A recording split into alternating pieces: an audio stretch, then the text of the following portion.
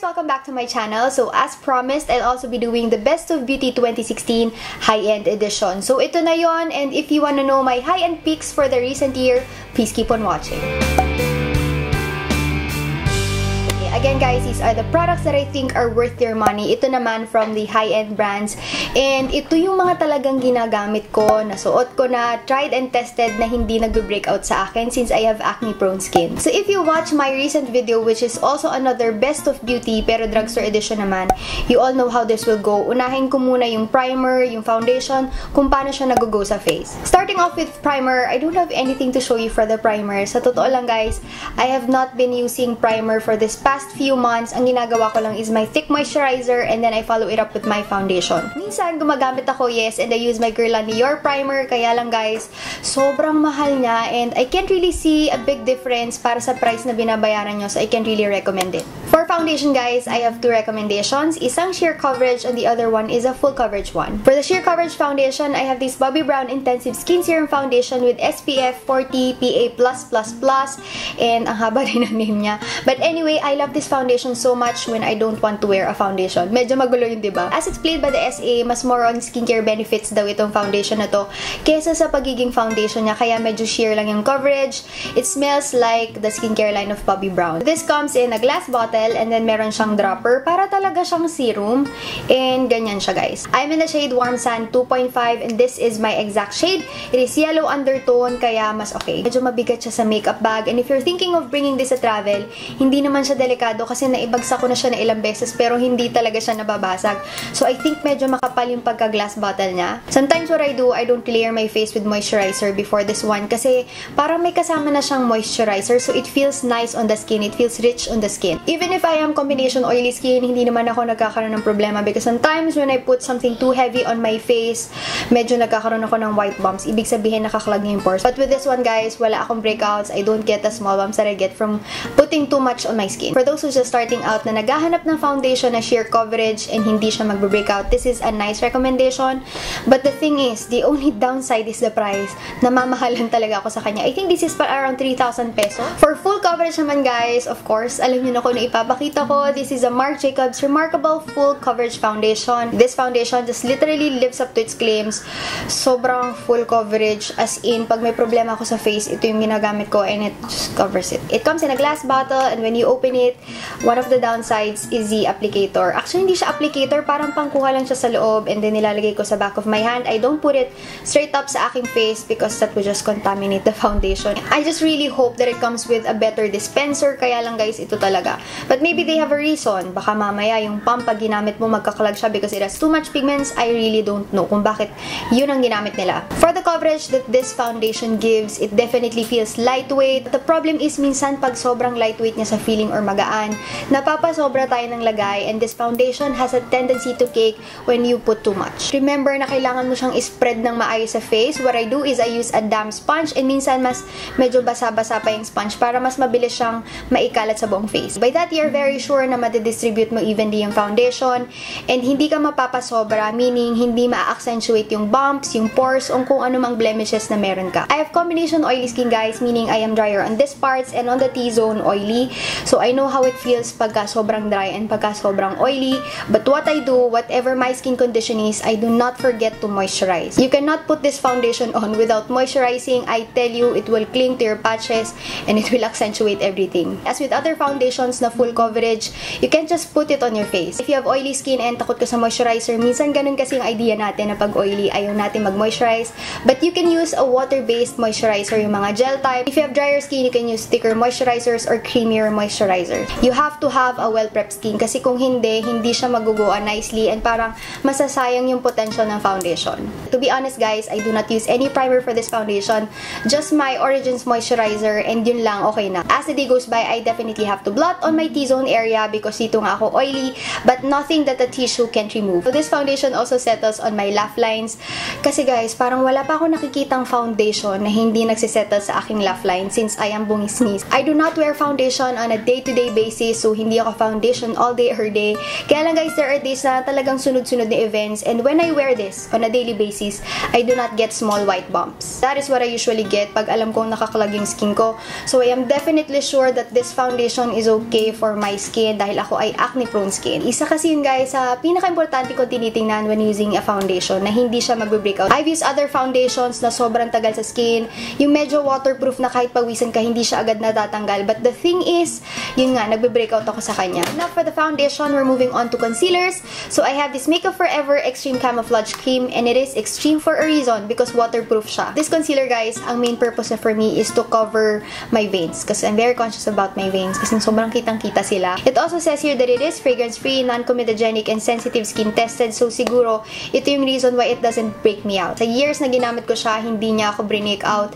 Never ever. But one thing guys, hindi siya pwede sa dry areas kasi ma-accentuate niya. And itong concealer na to, mabilis siya mag-set. So you definitely have to blend it out agad-agad. I can never use this on my under eye area because sometimes I get dry under eyes. Pinaka-okay talaga siya sa mga blemishes ko on my face but not on my under eye area. There's one time that I just placed it on top of my moisturizer. So hindi ako nag-foundation. And then I set it with my Coty Airspan. Paglabas ko ng bahay, super init. As in, I think meron kaming activity sa labas no na nasa ilalim ng araw.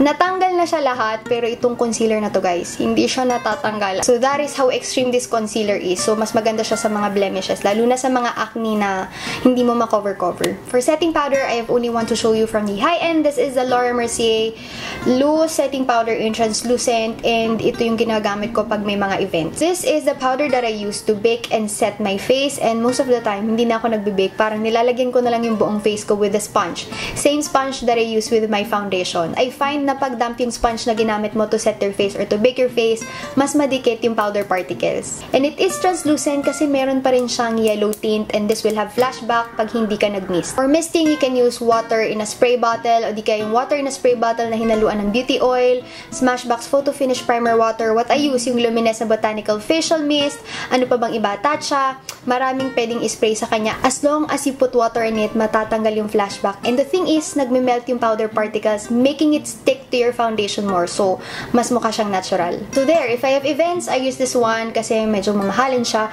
And for a day-to-day basis, yung aking Coty Airspan na setting powder. Now, after setting your face, of course, you have to highlight and contour. For that, I have this one. This is a Charlotte Tilbury Film Star Bronze and Glow. And this is a face sculpt and highlight palette. And when you open, you're going to get two powders. Isang pang bronze and isang pang highlight. The highlight is a very subtle highlight that you can use for everyday. Hindi siya ganun kapak. And then we have this bronzing shade.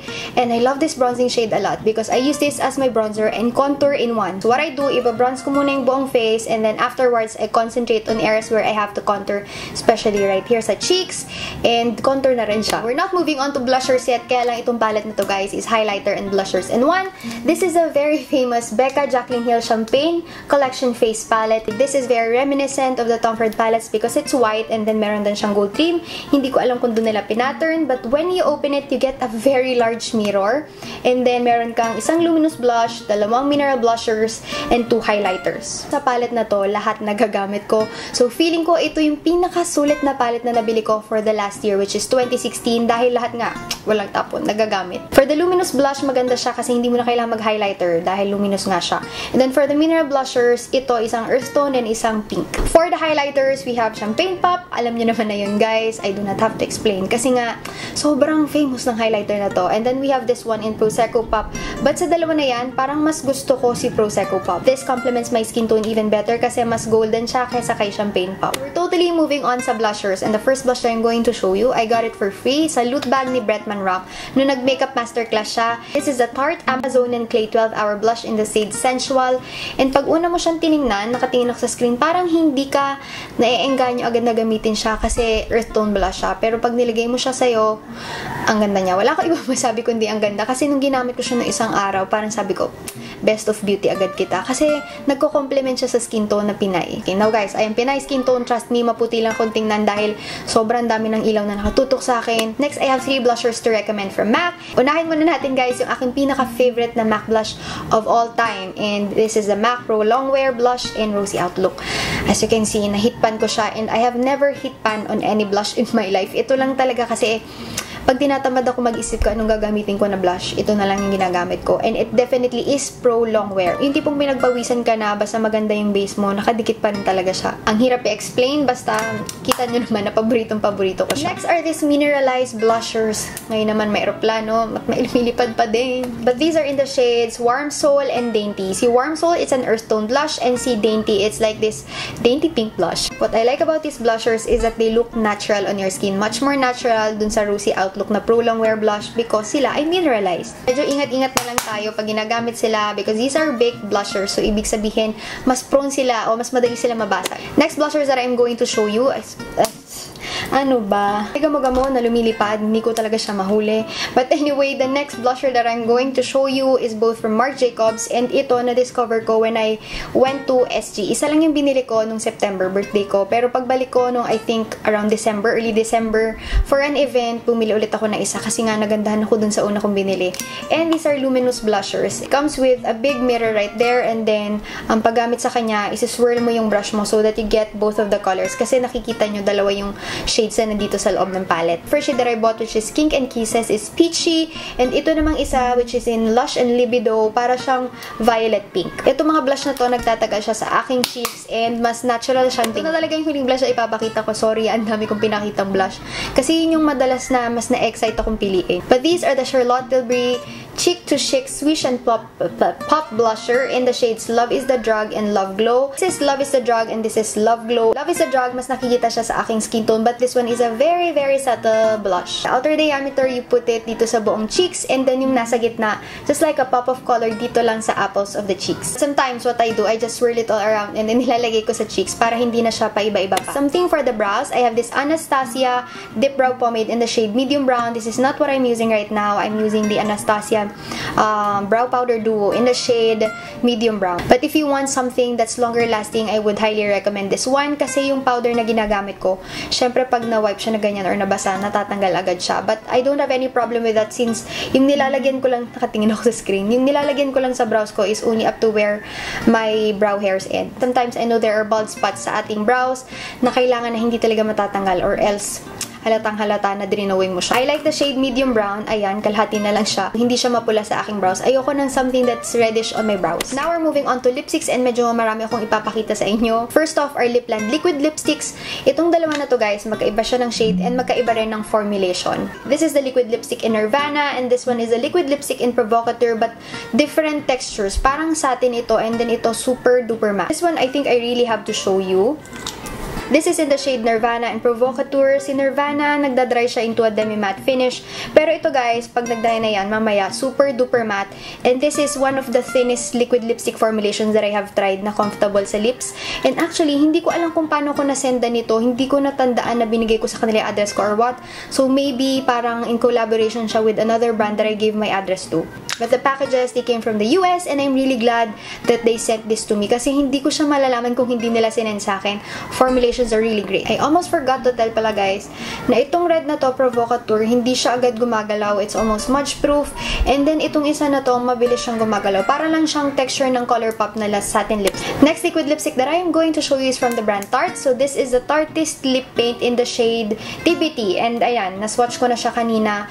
Ito yung madalas kong suot ngayon. Bought this from Sephora SG and wala talaga akong balak na bumili. I just saw yung girl na nagsaswatch and nagandahan ako sa swatch na so binili ko na rin siya. So I'm telling you guys already, this is not smudge proof. Para lang siyang ColourPop satin lipsticks but the thing is, habang tumatagal siya sa lips, lalo siya nagdadry and lalo siyang mahirap tanggalin. Another liquid lipstick that I'm going to show you is from MAC. This is in the shade Lady Be Good and one of the go-to nude liquid lipsticks. Ayan, isa-swatch ko for you. This is the swatch. Medyo basa pa siya. I like this shade because it's not too pinkish, it's not too warm, it's just on the exact parang neutral shade. So maybe you have an idea, pag tinapat ko siya sa aking skin tone, maganda siyang tingnan, it just looks fresh and radiant. MAC Liquid Lipsticks does not have the most thinnest formula, pero mas moisturizing naman siya sa lips. Next item is a regular lipstick from MAC. This is in the shade Freckle Tone, and if you're looking for a nice nude, ito ang isa sa aking recommendation. So this is the swatch. It is in the luster finish. Para siyang lighter version ni Lady Be Good, but this is just a regular lipstick. So, mas mabilis siyang matanggal. But what I do is I put my Essence lip liner in the shade In the Nude, yung pinakita ko dun sa aking Best of Beauty drugstore, and I top it off with this MAC Freckle Tone. But even on the lips, kahit ito lang, opaque din naman siya. So, if you have like darker lips, kasi ang problem ko is that just ko na naman magsalita. I have like dark outlines sa aking lips. Wala naman akong nagiging problem. It covers it nicely. So, okay naman siya. From Charlotte Tilbury, all of these are, I think, the Modern Matte Revolution lipsticks. Packaging na packaging pa lang. Pang ibabaw na siya ng vanity table. But I am going to do some swatches for you. I have the shade Hell's Bells and Karina's Love. Both are Not Your Nude lipsticks. Here are the swatches. I have Hell's Bells right here and then Karina's Love. Karina's Love is like this bright red na nagpop up talaga sa skin tone ko. And then on top, I have this Hell's Bells shade na para siyang darker violet na medyo may pagka-pink pa rin ng konti. Sabi ni Charlotte Tilbury, these are her matte lipsticks, but I do not totally agree with that. Meron pa rin siyang shine, so demi-matte siya for me. But I just love the formulation kasi hindi siya nakaka-dry sa lips. And the pigmentations are nice as well. Not to mention, really nice packaging. And last but not the least, for the lipsticks, I have this Tom Ford regular lipsticks, and di ko nga alam kung regular sila or these are the matte ones. May isa palang matte. For the matte, we have this shade in Pussycat. For the regular ones, we have this one in Forbidden Pink and Casablanca. So these are my favorite Tom Ford shades na okay para sa mga girls na medyo may dark outline ng lips. These are really moisturizing formula, so hindi madadry yung lips. But the thing is, medyo mas kailangan mong, paano ba, mag-retouch. Finish with the lipsticks. Now we're down to the sprays, and I have 3 recommendations. First off is this Smashbox Photo Finish Primer Water. I used this before doing my makeup. Dati yun, pero ngayon hindi na din. And then after my makeup, pagkatapos na aking setting powder, I use this one para mag-melt yung powder particles, making it stick to my foundation even more, therefore making it look natural. Pero may pampalit na ako dito na mura. But still, this is a nice misting spray. I think this is already my second bottle, and as you can see, konti na lang din yung natitira. Favorite ko sa kanila, this one. This is the Urban Decay All-Nighter De-Sleek Makeup Setting Spray, and ang dumi niya, parang rubberized yung kanyang texture, kaya mas mabilis siyang dikitan ng dumi. These are for oily gals like me, and meron din siyang temperature control technology na pag mainit daw, hindi gaanong naguhula si makeup. Prior to this one, I have tried the All-Nighter version, and I have been using that for years, and I switched to this one, the De-Sleek one. Compared to other makeup setting sprays, I like this one because it is weightless. I have tried the Skindinavia Bridal one, pero nag-switch ako kay All-Nighter and then to this one. Definitely helps in making my makeup last longer and hindi siya malakit sa face. And last but not the least, guys, ito yung trinay ko nung una na hindi ko nagustuhan, but I went back to it, tried to work it out again, and nagustuhan ko na siya. Sa wakas, thank you kasi mahal siya. So this is the Tatcha Luminous Dewy Skin Mist. If you want that dewy skin na parang Korean-like, this is the solution. Kahit matte yung ilagay mo sa ilalim and you spray this on your face, it will definitely look dewy. So pag super duper oily yung skin mo, hindi mo siya magugustuhan. And ako, ayoko yung smell niya. Parang amoy pagkain siya sa akin na parang Japanese, hindi ko alam. Pero kasi maganda effect niya on my skin. Minsan guys, pag gusto ko ng Korean-like skin, I spray this one on my bare face. And after that, put on my lip and cheek tint. Tapos parang yun, maganda niyang tingnan sa face, fresh lang. So that is it guys for my Best of Beauty 2016 High-End Edition. I hope you guys liked it. Again, ito yung mga products na sa tingin ko worth your money if you are trying to invest on makeup. Kasi minsan, gusto nating makita kung ano lang yung magiging okay na products. Like, ang mahal ng makeup, mahirap bumili ng mahal tapos hindi mo naman magagamit. Sana napanood nyo rin yung drugstore edition which I uploaded earlier than this video.